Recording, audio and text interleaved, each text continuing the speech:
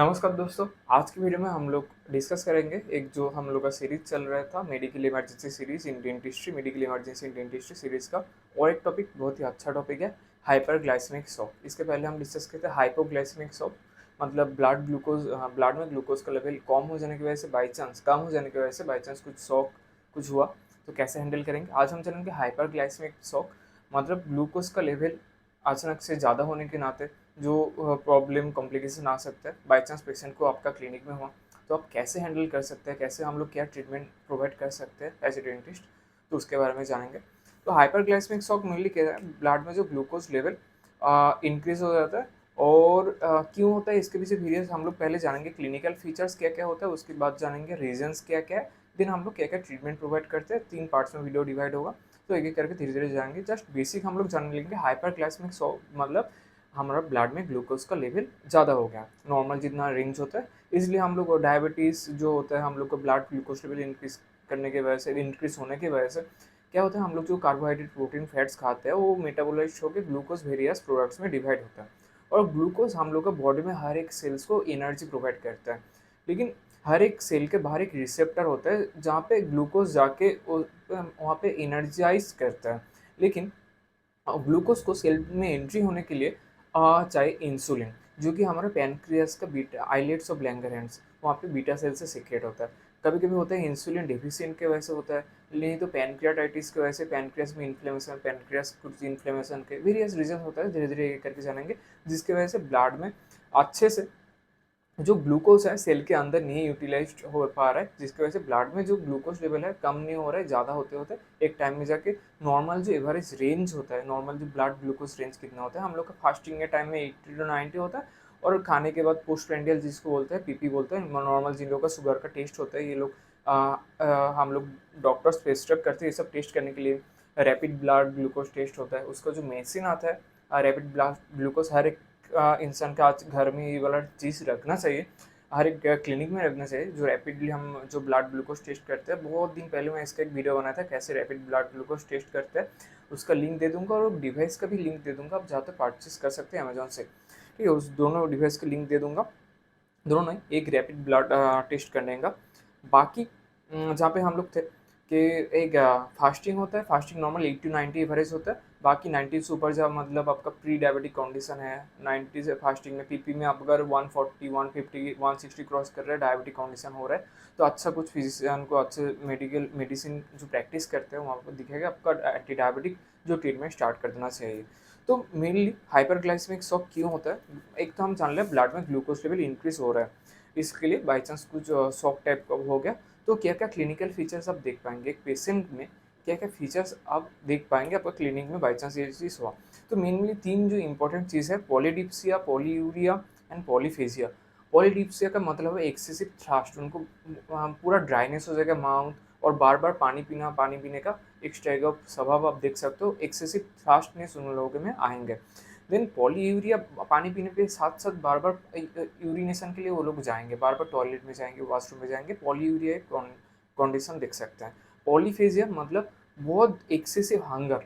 ये 3 चीज़ बहुत ही इंपॉर्टेंट है, जिन लोगों को डायबिटिक पेशेंट है ये 3 चीज़ बहुत ही, और ये हाइपरग्लाइसेमिक शॉक होने के पहले ये थोड़ा बहुत चीज़ ऑब्जर्व कर सकते हो। बार बार पानी पीने का जो इच्छा बोल सकते हो, बार बार बाथरूम जाने की इच्छा, टॉयलेट वॉशरूम जाने का, और बार बार बहुत जोर से भूख, ये 3 चीज़ हाइपरग्लाइसेमिक पेशेंट में ये वाला चीज़ देखा जाता है। देन हम लोग आएंगे डिहाइड्रेटेड हो जाएंगे, जिसकी वजह से पानी पीता है पेशेंट, उसका जो कॉन्शस लेवल है, नॉर्मल जो हम लोग का कॉन्शस लेवल है उस हिसाब से थोड़ा लो रहेंगे, कॉन्शस लेवल कोमा में जा सकते हैं। नॉर्मल डायबिटीज पेशेंट में धीरे धीरे वेट लॉस होता है। और यूरिनरी सीसेशन बोल सकते हो, यूरिनरी रिटेंशन मतलब हम लोग का जो यूरेथ्रा है वहाँ पे यूरिन तो रहेगा, लेकिन उतना एक प्रेशर नहीं आएगा बाहर से, यूरिनेशन को उतना कभी कभी कम हो जाता है।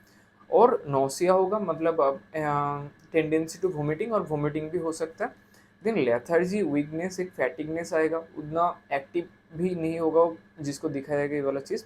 रैपिड सॉलो ऑफ रेस्पिरेशन, मतलब मुंह से माउथ से जोर जोर से swallow करेंगे, जो हम लोग नॉर्मल जो नोज से लेते हैं, इस टाइप ऑफ एक रेस्पिरेशन टेंडेंसी उसको दिखा जाएगा। देन ब्लारी विजन, विजन भी उतना अच्छे से नहीं होगा, कुछ कुछ ब्लारनेस दिखाएगा। देन फ्रूटी ब्रीथ, मतलब एक ब्रीथ में एक फ्रूट के जैसा स्मेल ऑफ फील करेंगे। और एक्सट्रीम हंगर तो बोला है तीन चीज़ मेनली जो इंपॉर्टेंट है, polydipsia, polyuria and polyphagia. Dipsia में एक्सेसिव थ्रस्ट, पॉलीयूरिया में एक्सेसिव यूरिनेशन, पॉलीफेजिया में एक्सेसिव हंगर। ये तीन चीज़ देखने हैं, बाकी उसका sweating, nausea, vomiting, lethargy, weakness, fatigue, ये सब चीज़ आप देख पाएंगे। तो क्लिनिकल फीचर्स थोड़ा बहुत ये सब देख के आप थोड़ा बहुत आइडिया कर सकते हो। देन क्या क्या रीजंस की वजह से होता है, एटियोलॉजी मैंने जो बोला, ब्लड ग्लूकोज लेवल इंक्रीज हो रहा है। और मतलब हाँ, उसका तो डायबिटीज़ मेलाइटस अगर कोई पेशेंट में कंडीशन होगा, मतलब हाई ब्लड शुगर लेवल रहेंगे, जो लोग एंटी मेडिकेशन ड्रग्स ले रहे हैं, मेटफॉर्मिन से लेके इंसुलिन टू ट्रीटमेंट चल रहा है, और ये ड्रग कंटिन्यू लेना पड़ता है, कोई भी अचानक से स्किप नहीं कर सकता। बाई चांस जिस दिन आपका क्लिनिक में आए, सुबह अच्छे से ब्रेकफास्ट स्किप किया, ग्लूकोज लेवल कम होने की वजह से हाइपोग्लाइसेमिक शॉक तो हो सकता है, लेकिन कभी कभी जो मेडिकेशन है वो अगर स्किप हो जाए, इंसुलिन का जो मेडिकेशन रहता है, साफ किडनी से इंजेक्शन जो रहता है, उसके बाद हम लोग का मेनली ड्रग ऑफ चॉइस रहता है डायबिटीज़ में मेटफॉर्मिन का, कुछ जो मेडिकेशन चल रहे हैं anti diabetic medication, by chance skip हो गया तो इंसुलिन कम होने की वजह से ब्लड में ग्लूकोज का लेवल इंक्रीज हो गया जाएंगे, सेल के द्वारा जो ग्लूकोज यूटिलाइजेशन होता था by the help of insulin, वो नहीं होगा, जिसकी वजह से हाइपरग्लाइसेमिक शॉक वाला स्टेट में जा सकते हैं। इस यहाँ पे हम लोग और एक चीज़ डिस्कस करेंगे, डायबिटीज मिलेटस में वेरियस टाइप्स ऑफ डायबिटीज होता है। मेनली हम लोग जो पढ़ते हैं, 4 टाइप ऑफ मेनली पढ़ते हैं। टाइप 1 में रहते हैं इंसुलिन डिपेंडेंट में, जहाँ पे इंसुलिन का कम के वजह से ब्लड शुगर लेवल ज़्यादा हुआ है। टाइप 2 में पढ़ते हैं non insulin dependent, aged patient में मेनली ये वाला चीज़ दिखाया जाता है कि सेल का जो रिसेप्टर होता है वहाँ पे इंसुलिन रेजिस्टेंट होता है, रिसेप्टर अच्छे से काम नहीं करते, जिसकी वजह से इंसुलिन जाके अटैच होने के बाद ही तो ग्लूकोज यूटिलाइजेशन होगा, और रिसेप्टर अच्छे से काम नहीं करते, जिसकी वजह से इंसुलिन एक रेजिस्टेंट हो जाता है। इंसुलिन है इनफ लेकिन काम नहीं कर रही, इस टाइप का टाइप 2। टाइप 3 में हम लोग प्रेगनेंसी के टाइम में थोड़ा बहुत जो ब्लड में ग्लूकोज का लेवल इंक्रीज होता है, ठीक है, वो एक कंडीशन है। और फोर्थ में क्या है, पैनक्रियाटाइटिस वाला कंडीशन, क्रोनिक जिन लोगों का पैनक्रियाटिक प्रॉब्लम है, पैनक्रियास में प्रॉब्लम है, पैनक्रियाटिक इन्फ्लेमेशन हो रहा है, उन लोगों में ये वाला चीज़ दिखाया जाता है।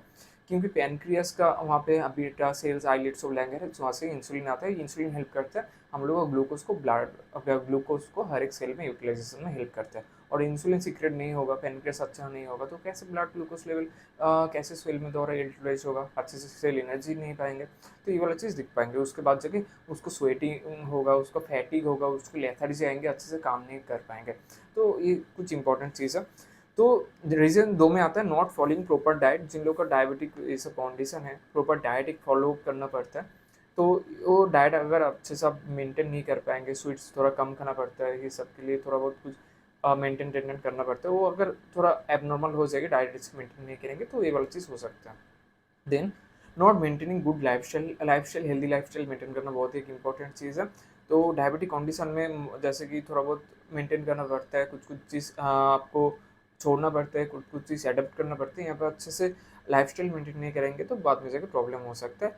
बीइंग इनएक्टिव होने की वजह से हो सकता है, और पैनक्रियाटाइटिस का जो प्रॉब्लम है उसकी वजह से होता है, और too much sugar intake, sugar blood glucose level increase करेंगे, और ब्लड ग्लूकोज अच्छे से सेल में यूटिलाइज नहीं होगा, तो ब्लड ग्लूकोज लेवल इंक्रीज होने के बाद हाइपरग्लाइसेमिक शॉक हो सकता है। तो शॉक में क्या हो सकता है, अब देखते हैं, बाद में जाके कोमा में भी पेशेंट जा सकते हैं सीरियस कंडीशन में।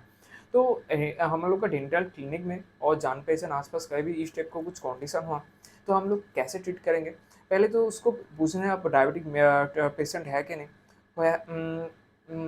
आसपास उनके जान पहचान कोई रहेंगे तो अगर उसका कुछ ट्रीटमेंट चल रहा है, ड्रग्स की हुआ, तो वो ड्रग्स उनको मेनली देना है। नहीं तो इंसुलिन थेरापी एक होता है, इंसुलिन का सिरिंज आप फिटनेस जितने एमजी दे सकते हो, नॉर्मल जितना रेजिमेंट का आता है बॉडी वेट उसके एज हिसाब से, उस टाइप का एक डोज देना है। देन रिहाइड्रेशन सॉल्यूशन, रिहाइड्रेट करना है पेशेंट को विद इंट्रावेनस सलाइन, क्योंकि उसका इलेक्ट्रोलाइट इम्बैलेंस हुआ है ब्लड में। इलेक्ट्रोफ्लूइड रिप्लेस के दौरान इलेक्ट्रोलाइट बैलेंस करने के लिए ये मेनली किया जाता है, इलेक्ट्रोलाइट रिप्लेसमेंट थेरेपी चलता है, bicarbonate, sodium bicarbonate, potassium bicarbonate, ये सब सलाइन देके। क्योंकि डायबिटीज़ की वजह से डायबिटी कीटोएसिडोसिस भी होता है, वहाँ पे एसिड बेस रेगुलेशन बॉडी में इलेक्ट्रोलाइट इम्बैलेंस होता है, वो बैलेंस के लिए हम लोग को fluid replacement, electrolyte balance replacement, ये सब थोड़ा बहुत थेरेपी करना चाहिए। तो भिन्न आईवी में वेरियस चैनल टैलेंट क्रिएट करने के बाद saline talent, fluid replacement, various bicarbonate therapy, ये सब करके एसिड बेस मेंटेन करने के बाद ट्रीटमेंट किया जा सकता है। देन अगर कुछ मेडिसिन ले रहे हैं, mainly diabetic patient drug of choice क्या होता है, मेनली मेटफॉर्मिन होता है, इसके अलावा वेरियस मेडिसिन दिया जाता है, ठीक है। Mainly drug of choice metformin होता है। अगर बाई चांस हुआ तो आपके आसपास कहाँ से मेडिसिन स्टोर लेकर इंसुलिन का जो थेरेपी दे सकते हो, नहीं तो मेटफॉर्मिन दे सकते हो। बस उसको अच्छे से कॉन्शियस रखना है, उसको बस कुछ प्रॉब्लम ना हो सीरियस, उसको बस जिंदा रखना है, उस टाइम जो भी हो उस स्टेट से उसको बाहर लेना है, उसके लिए जो भी ड्रग देना पड़े दे सकते हो, ठीक है।